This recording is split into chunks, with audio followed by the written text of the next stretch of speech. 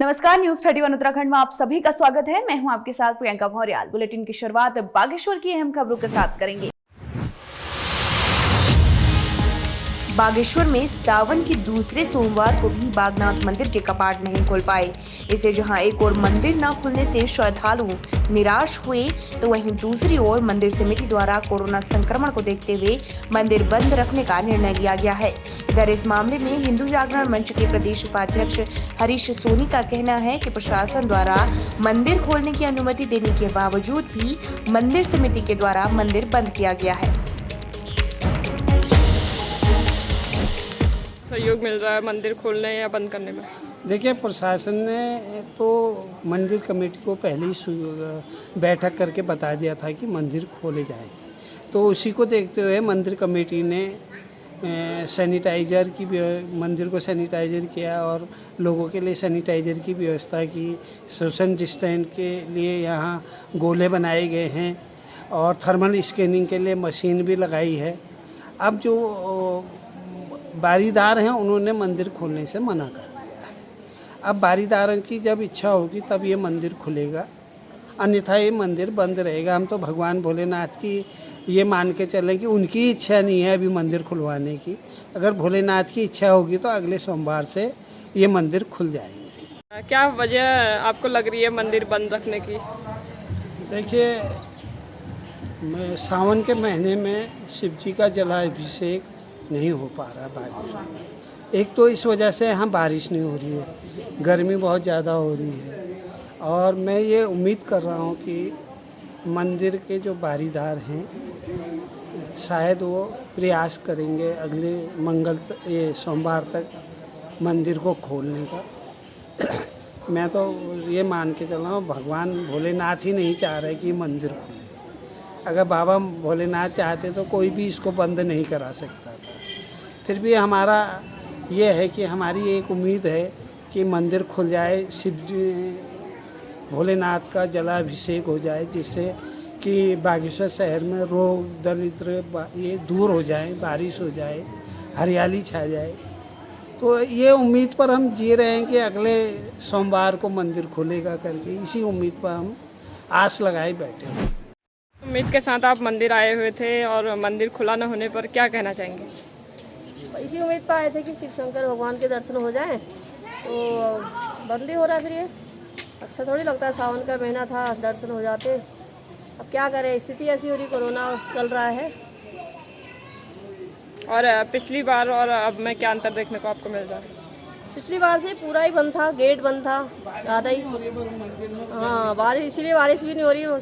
शंकर भगवान भी कह रहे हैं कि भक्त लोगों का आने का हो नहीं रहा है, तो है ना, सावन का महीना नहीं तो बारिश की झड़ी लगी रहती पूरा ही ना है। बागनाथ मंदिर जाना है करके अलग ही उत्साह बना रहता था। रात से ही अपना सामान हमारा रख के रखते थे। इस बार भाई यही हो रहा है कि बंद है तो कोई उत्साह नहीं, कुछ नहीं, मन में निराशा जैसी भी हो रही है ना। अच्छा नहीं लग रहा। पिछली बार जैसा उत्साह था इस बार उतना अच्छा नहीं लग रहा है, बुरा ही लग रहा है। बागेश्वर में पूर्व दर्जा राज्य मंत्री राजेंद्र टंगड़िया ने आज भारतीय जनता पार्टी और केंद्र सरकार के खिलाफ स्टेट बैंक तिराहे पर धरना दिया। उन्होंने कहा कि भाजपा देश में लोकतंत्र की हत्या करने में तुली है। उन्होंने भाजपा पर मध्य प्रदेश के बाद अब राजस्थान में भी पूर्ण बहुमत से चुनी गई सरकार को गिराने का आरोप लगाया। उन्होंने कहा कि जितना ध्यान केंद्र सरकार कांग्रेस की सरकारों को गिराने में लगा रही है, उतना अगर कोरोना से लड़ाई में लगाती तो देश जल्द ही महामारी मुक्त हो जाता।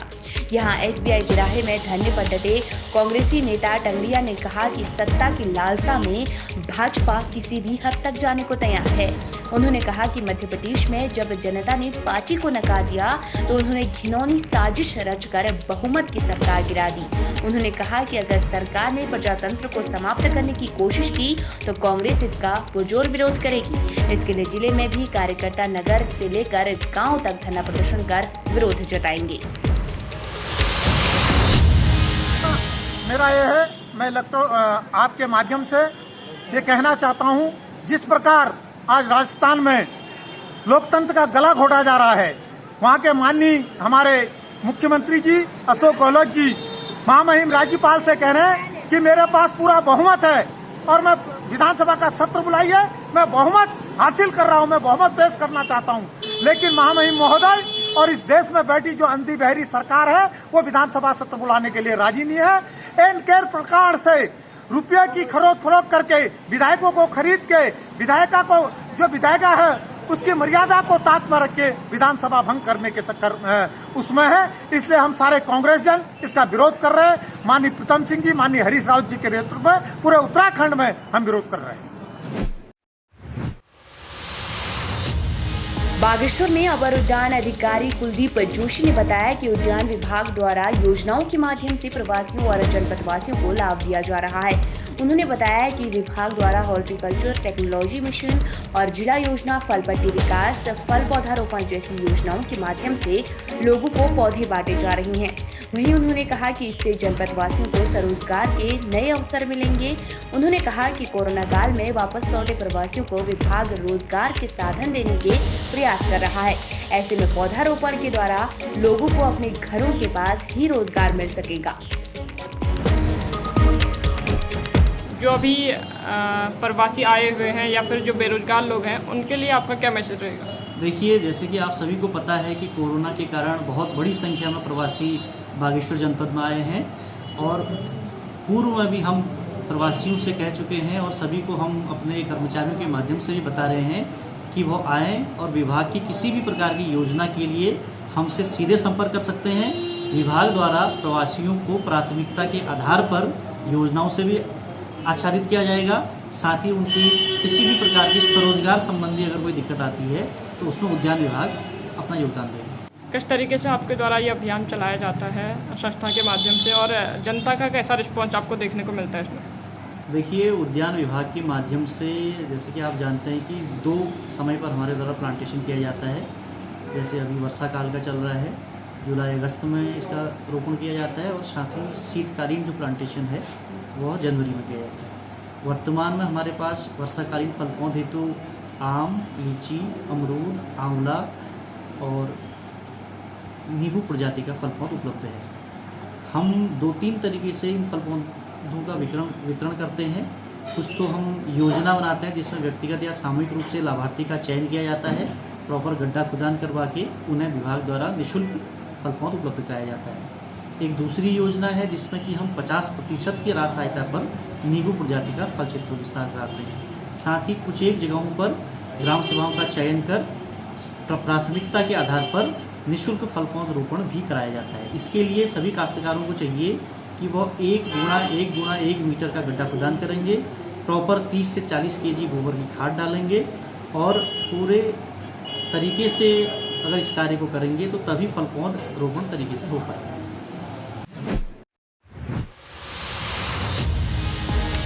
बागेश्वर के कपकोट में आज आने वाले त्योहारों को लेकर सीओ संगीता ने थाने में बैठक ली। इस बैठक में मंदिर समिति के अलावा धार्मिक संगठनों से जुड़े लोगों को बुलाया गया था और आने वाले धार्मिक त्योहारों को लेकर कोविड-19 के साथ ही अनलॉक के दौरान दी गई गाइडलाइंस के बारे में उनसे बातचीत की गई। यहाँ सीओ संगीता ने बताया कि इस बार जन्माष्टमी के दौरान कार्यक्रम का आयोजन करने और मंदिर खोलने पर अनलॉक की सारी गाइडलाइंस का पालन करना अनिवार्य होगा। आज ये सभी मंदिर समितियों के साथ और सभी धर्मों के लोगों के साथ हमने मीटिंग की है। जो आगामी हमारा त्यौहार आने वाले हैं, बकरीद है, जन्माष्टमी है, रक्षाबंधन है, इसको लेकर हमने एक मीटिंग की है सभी धार्मिक लोगों के साथ। जो धार्मिक समितियां हैं उनको, मंदिर आयोजकों को हमने ये बताया है कि अगर आप सरकार द्वारा दिए गए आदेशों के अनुसार, गाइडलाइन के अनुसार अगर आप इसका पालन करवाते हैं, बड़ा आयोजन के लिए आपको जो भी कोविड-19 के तहत, अनलॉक के तहत जो भी आदेश दिए गए हैं उसके अनुपालन में जो भी अगर आप सुनिश्चित होते हैं कि आप ये आयोजन करा पाएंगे और एक पूर्व सूचना तहसील और थाने के माध्यम से आप दे देंगे तो उसके बाद ही आप आयोजन को इसमें करवा पाएंगे। इनके द्वारा फिर आश्वासन दिया गया है सभी मंदिर समितियों के द्वारा कि हम इसमें एक आंखें बनाएंगे और उसके द्वारा ही अगर हम देखेंगे कि इनके द्वारा झांकी और बड़ा मटकी फोड़ आयोजन तो नहीं करवाया जा रहा है, लेकिन मंदिर खोल के उसमें पूजा पाठ का आयोजन कराया जाने की उन्होंने सहमति बनाई है, तो उसकी एक आज्ञा हमें मंदिर समिति के द्वारा दी जाएगी। बागेश्वर जिला मुख्यालय से लगे हुए पहले गांव आरे की सड़क जर्जर हालत में है। वहीं ग्रामीणों का कहना है कि गड्ढे भर जाने के संबंध में विभाग को ग्रामीणों द्वारा कई बार अवगत करा दिया गया है, फिर भी ग्रामीणों को कोई राहत नहीं दी गई है। उनका कहना है कि सड़क के किनारे नाले न होने की वजह से भी किनारों का पानी सड़क में बने गड्ढों में भर जाता है, जिससे आवाजाही में काफी दिक्कतें होती हैं। वहीं उनका कहना है कि पैदल चलने वाले राहगीरों को भी इसकी वजह से पैदल चलने में भी भय रहता है। स्थानीय लोगों ने संबंधित विभाग से इस मामले को संज्ञान में लेने की अपील की है। स्थिति बहुत खराब है, जगह जगह हमारे गड्ढे हुए हैं और इन गड्ढों से लोगों को काफ़ी परेशानियां हो रही हैं।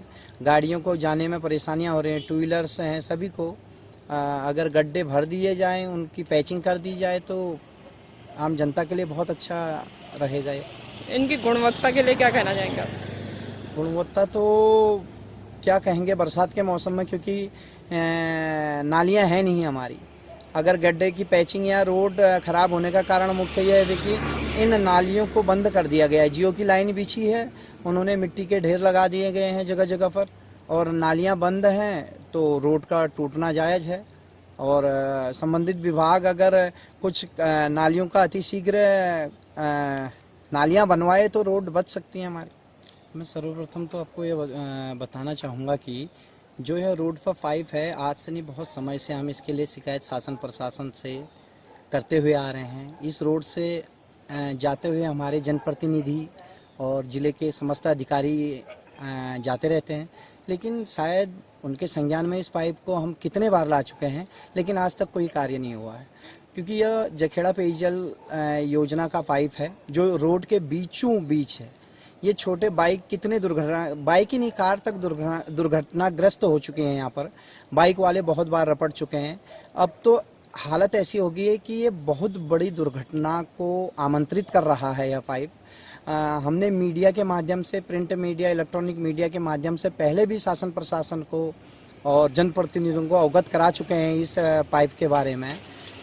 अब ऐसा लग रहा है कि जब कोई बड़ी दुर्घटना होगी शायद उसके बाद ही इस पाइप का कार्य होगा, इस पाइप को रोड से हटाया जाएगा।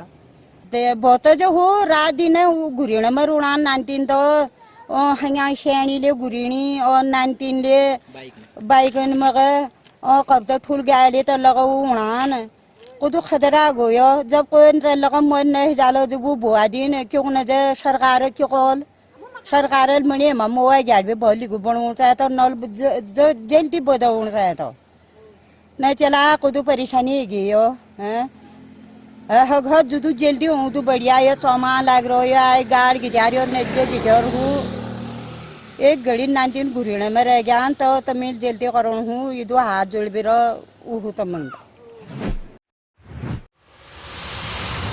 बागेश्वर की सिरकोट में आज पर्यावरण मित्र किशन के साथ मलड़ा के साथ जिला सैनिक कल्याण अधिकारी कर्नल गंगा सिंह बिष्ट ने अमर शहीदों को याद किया और इनकी याद में पौधारोपण किया। इस मौके पर वहां रुद्राक्ष, परिजात, हरड़, तेजपत्ता और अखरोट के जैसे पौधे लगाए गए।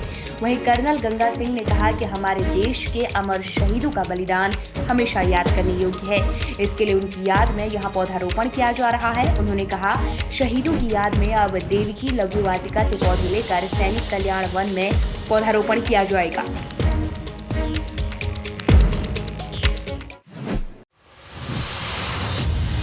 बागेश्वर नोडल अधिकारी कंट्रोल रूम से प्राप्त सूचना के अनुसार आज सुबह 6 बजे तक एक दिन में बाहरी राज्यों से आने वाले लोगों की संख्या 41 है।